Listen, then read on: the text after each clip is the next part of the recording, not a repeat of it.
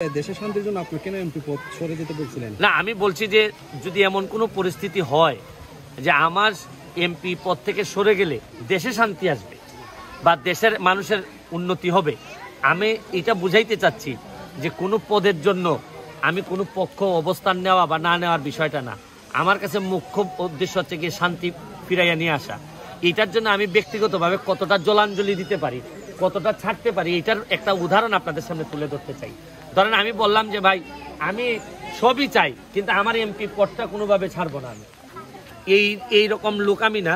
আমার কথা হচ্ছে যে ভাই শান্তির জন্য সংরক্ষণের সংবিধান সংরক্ষণ এবং শান্তির জন্য আর দেশের সরকার যেভাবে বিচার আচার করতে চাচ্ছে এইগুলার পথ করে দেওয়ার জন্য আমি আমার যে কোনো ধরনের স্যাক্রিফাইস করতে রাজি আছি। অনেকের প্রশ্ন, আপনি কেন ছাত্রছাত্রীদের পক্ষ হয়ে কথা বলছেন?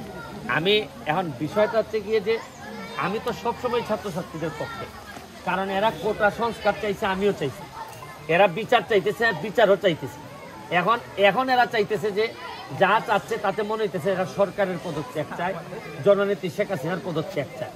তারা এমন সব কথাবার্তা বলতেছে, বকাঝকা করতেছে ফেসবুকের মধ্যে। এখন আমার নেতা হচ্ছে শেখ হাসিনা, আমি তো আমার নেতার বিরুদ্ধে কেউ বললে তো আমার কষ্ট হবে। এবং আমি যদি মনে করি যে আমার নেতা শেখ হাসিনা, এখন আপনি যখন আমার নেতারে আপনি গালাগালি করবেন, তখন আমি আপনার সাথে আর কত দূর যাব? এবং আপনি আস্তে আস্তে যখন আমার বুকের উপর উঠে যাবেন, তাহলে এখন যদি আমি ছাত্রদের পক্ষে, ছাত্ররা ধরেন আমার পতন চায়, যে আমি কি আমার পতনটুকু কিভাবে চাইতে পারি যদি নৈতিকভাবে? আমি তো কোনো খারাপ কিছু করি নাই যে আপনি আমার পতন চাইবেন। কারণ আপনাদের বিচার চাইতে গিয়ে অন্য ষড়যন্ত্রকারীরা যখন ছাত্রদের সাথে ঢুকে যায়, ছাত্ররা তো এখন কোমলমতি, এদেরকে যে কোনো কিছু বুঝাইলেই বোঝানো যাচ্ছে। তো এই কারণে আমি তো একটা বিবেক আছে, আর আমি তো একটা মেম্বার অফ পার্লামেন্ট, আমি 7 লাখ মানুষের নেতা। আমি তো আর ধরেন কোনো এরকম ইউটিউবার না যে ধরেন যারা সবাই না, যে জনসমর্থন পাওয়ার জন্য বা পপুলারিটি পাওয়ার জন্য আমি লাফায়ে পড়বো। ধরেন আমার তো কিছুই করা লাগতো না, আমার জনপ্রিয়তা ধরে রাখার জন্য আমি যদি স্বার্থপর হইতাম, ছাত্রদের পক্ষে একটা স্টেটমেন্ট দিলেই তো কালকে থেকে আমি মহানেতা হয়ে যেতাম। ছাত্রদের পক্ষে বললাম, আমি যদি বলি ছাত্রদের পক্ষে এটাক করে এখন সবকিছু ভেঙে চুরে দাও, এইটুকু বললে পরে পরের দিন থেকে ফেসবুকে আপনি কি দেখতেন যে আগামী প্রধানমন্ত্রী হওয়ার যোগ্যতা আছে ব্যারিস্টার সুমনের, বা ব্যারিস্টার সুমন মানবতাবাদী নেতা। আমার তো বেশি কিছু বলা লাগে না, এটাক করে একটা সাউন্ড করলেই তো নেতা হয়ে যায়, মানে সব ছাত্রদের মনে ঢুকে যাওয়া যায়। অনেক সেলিব্রিটি দেখবেন আপনি 19 দিন পরে ইজ্জত বাঁচানোর জন্য আইসা বলতেছে যে না এটা ঠিক না, এই না সেই না। এগুলা যারা আসছে, আপনি বেশিরভাগ লোকই দেখবেন নিজের কোন রকম স্কিন বাঁচানোর জন্য আসছে। কিন্তু আমি তো ভালো করেই বুঝি, আমি সারা জীবন দেখবেন পপুলার বিষয় যেগুলা মানুষের পছন্দের জিনিসগুলা নিয়েই আমি কাজ করছি। এইবার কেন আমি পছন্দের জিনিসগুলার, আমি ছাত্ররা কেন তাদের মনের মতো করে আমি হইতে পারলাম না? কারণ হচ্ছে কি, আমি জানি যে এটা একটা বড় গেম চলতেছে, বড় ষড়যন্ত্র চলতেছে রাষ্ট্রের বিরুদ্ধে। ছাত্ররা তো আর জানে না, ছাত্ররা কি শুক্র শনিবারে যেহেতু ধ্বংসযোগ্য হবে এরা কি জানে? এরা জানে না। কিন্তু আমি তো জানি, আমি তো রাষ্ট্রের বিভিন্ন গুরুত্বপূর্ণ মানুষের সাথে আমার জানাশোনা আছে, আমি ইনফরমেশন জানি। এই জন্যই এদের সাথেই আমি আসি। কিন্তু এরা যেভাবে আমারে চায় হয়তো আমি এইভাবে থাকতে পারি না। ভাই শুনেন, আমার তো বুঝতে হবে যে আপনি যদি আমার নেতাকে, আপনার অধিকার আছে, আমার নেতাকে আপনি পছন্দ করেন না, আপনার যা ইচ্ছা আপনি বলেন, কিন্তু আমারে তো পছন্দ করার অধিকারটুকু দিবেন।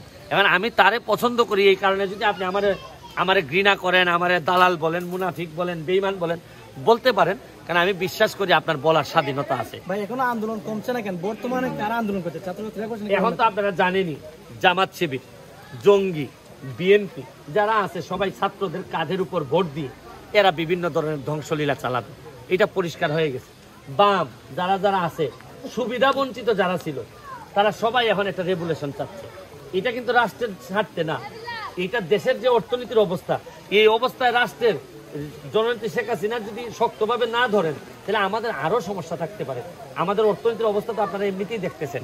সুতরাং আমার কাছে মনে হইতেছে এটা একটা বৃহৎ ষড়যন্ত্র। শুনেন, সেদিনই আমি বুঝছি যে জননেত্রী শেখ হাসিনার বিরুদ্ধে এইরকম আন্দোলন হবে। কেন জানেন? কোন দিন? যেদিন একমাত্র প্রধানমন্ত্রী হিসাবে যিনি ফিলিস্তিনি মানুষের পক্ষে দাঁড়াইছেন এবং ইসরায়েলের বিরোধিতা করছেন। আপনি তো বহু বাংলাদেশে মুসলমান প্রতিনিধি আসছিলেন, কেউ কি ইসরায়েলের বিরুদ্ধে সরাসরি কথা বলতে আপনি শুনছেন? একমাত্র প্রধানমন্ত্রী শেখ হাসিনা বলছেন। সেদিনই আমি বুঝছি যে আমেরিকা, ইসরায়েল, বড় বড় যারা আছে, এই যে ইউনূস, ডক্টর মোহাম্মদ ইউনূস ঘুরে বেড়াচ্ছে, তাদের উদ্দেশ্যে এখন ডক্টর মোহাম্মদ ইউনূসকে ক্ষমতায় বসায় একটা রেগুলেশন করা। আসলে কিন্তু এই দেশটারে ওই মুক্তিযুদ্ধের আগের জায়গায় নিয়ে ওই গুলামি করানোই হচ্ছে গিয়ে এদের ইচ্ছা। Thank you. আপনি রিজাইন করলে সোনারঘাট মাধবপুরে কি হবে? সোনারঘাট মাধবপুরের ভালো কিছু করার জন্য আমি যদি যাই করি না কেন, সোনারঘাট মাধবপুরের মানুষ আমার জানাজার মানুষ। এই জানাজার মানুষের নিশ্চয়তা দিয়েই আমি যাব থাকবো, এটা পুরাটাই সোনারঘাট মাধবপুরের মানুষই আমাকে নির্ধারণ করে দিবে। কারণ আপনি একটা জিনিস খেয়াল করে দেখেন, কোটা আন্দোলনে কিন্তু সোনারঘাট মাধবপুরেরও অনেক মানুষ আছে যারা ছাত্র, তারা মনে করে সুমন ভাই ঝাঁপাইয়ে পড়ে না কেন, এরা তো আমারই ভোটার।